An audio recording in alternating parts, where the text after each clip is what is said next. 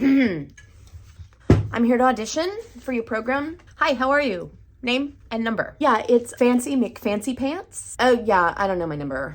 Okay, well, what do I do? Oh, okay. Hang on, let me check my computer. Okay, yeah, it looks like you're going to be in room C23 for your dance call, Dance which audition. happens in about Nobody 45 told me about minutes. any dance audition. And then you have your I've audition been in portion. Chicago. It's fine. You're with Flight It was Roxy. 4, and your audition is going to Fine, be in the whatever. Black Box Theater just around the way. Wait, we were supposed to prepare. I thought we were reading something. Okay, well, we sent this information out like 3 months ago. I don't check my email. Ew. Fine. Sorry. Give me the paperwork. Luck!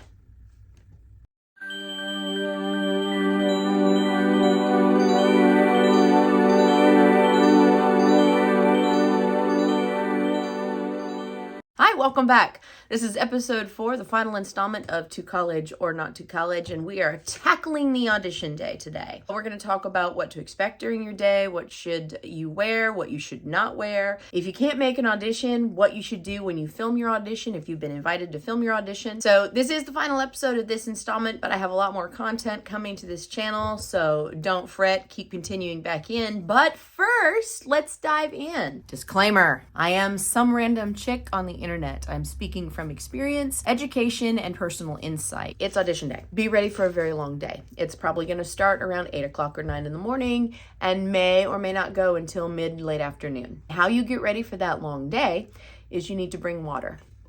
You're going to need some at this point. Hydrate. You will probably be in 1 or 2 different buildings, so be prepared for that. Acting and singing in one, you may have a dance audition over in the dance building or in the dance wing if it's in 2 different buildings, possibly a music theory test in another area of the building or in another area entirely. Bring food to your audition. Now, I'm not saying bring a whole meal. Bring snacks that won't affect your singing or speaking voice. Have a charger or a plug and a cord for your phone because you're probably going to need it during the day. If there's a last minute change, they may text you that information. Remember, a lot of these auditions take place in January and February, 2 of the coldest months of the year, so be prepared for that as well. You may have to walk out in a lot of bad weather or snowy weather, so be prepared. Good performers will be over-prepared. This means that you followed my advice in our last video talking about our rep book, where you had the multiple songs and pieces ready to perform at the drop of a hat, including monologues. Now, this is great in the instance that they may ask you for something outside of your package. This has actually happened to me. I was in an audition where I was auditioning for a college. I had done my musical theater package and the auditioner stopped me and he asked specifically if I had anything else in my rep book, and he was looking for a classical piece. So I did actually have some classical literature and I sang through it. He let me sing through the whole song. I got into school. So be prepared for any situation because it may happen to you. You should also have a backup song or a backup package because in a situation that also happened to me in a professional audition,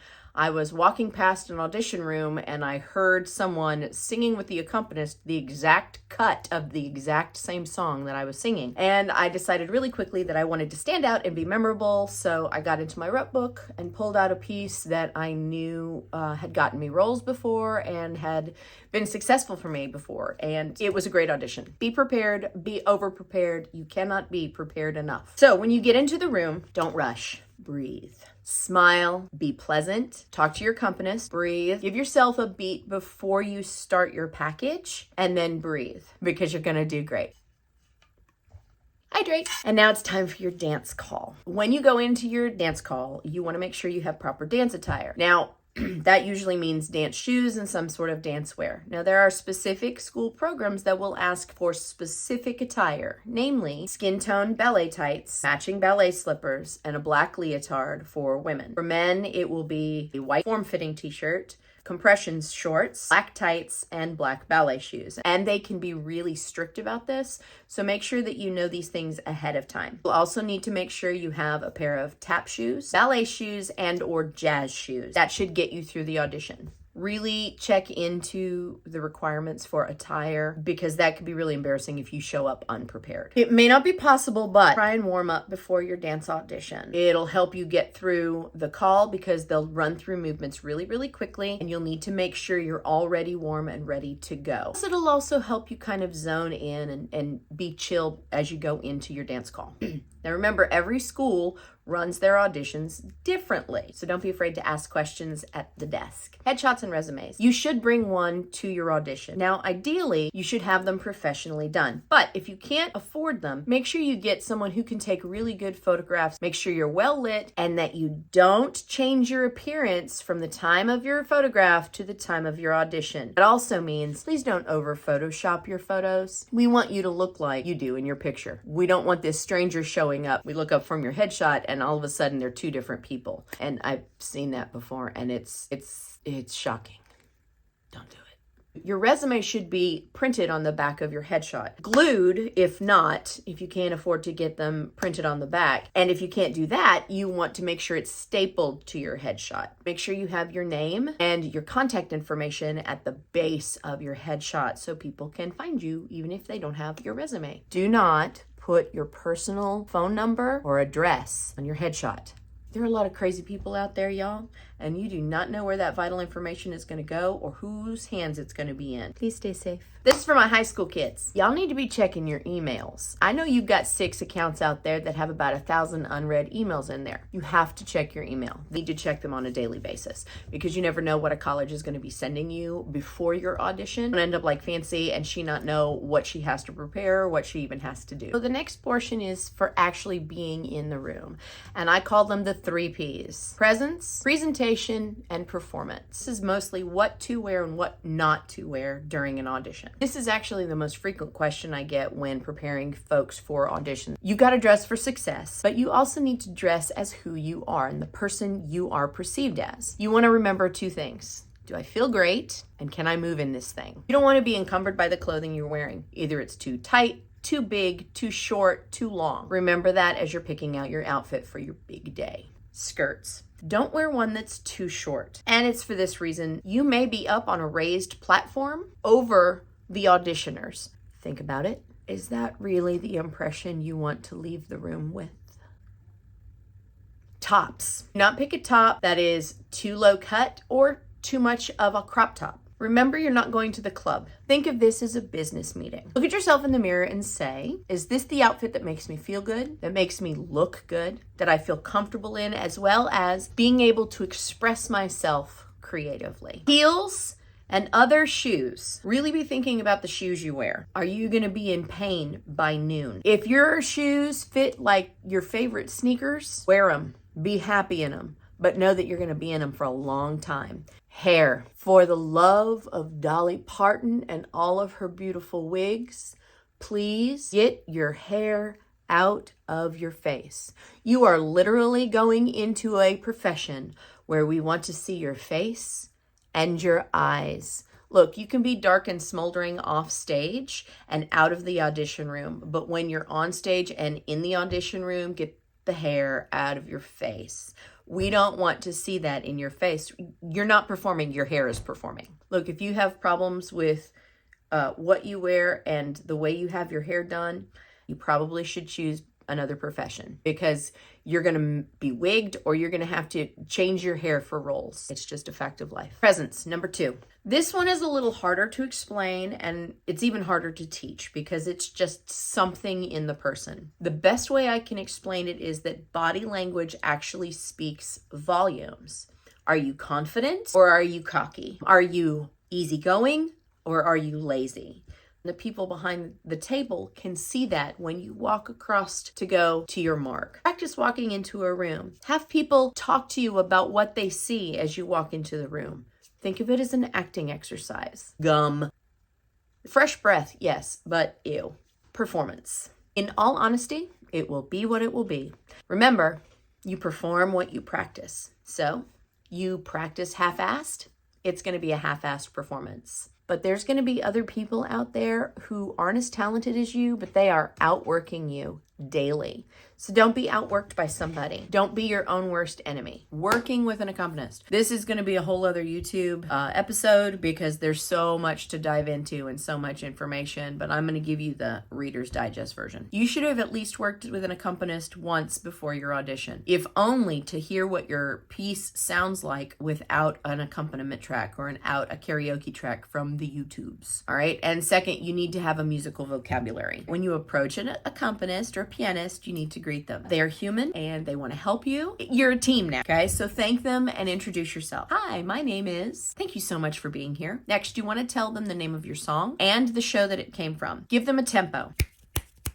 Do not snap in their face. That is the rudest thing ever. If you need to set a tempo and you need to tap something, tap your shoulder, tap your hand, tap your foot, tap the piano. Then you're going to want to sing along to it a little bit. They may or may not start playing with you, but just be aware. Don't snap in somebody's face. Show them your marked up start and finish and any other little musical gymnastics that have to be overcome in your piece. Let them know how and where you're going to start. So if you do your monologue first, you need to have the last 2 lines of your monologue right at the top of the music right before you start so they know what to be listening for and they're ready to start exactly where they need to start. Personally, always sing first and do your monologue second. It helps them out. Never, ever, ever, ever give an accompanist a dirty look, okay? They're here for you. Yes, they're getting paid. Don't give them a hard time. Something goes wrong, keep going. And if you can't keep going, stop, apologize, and say, may I please start again?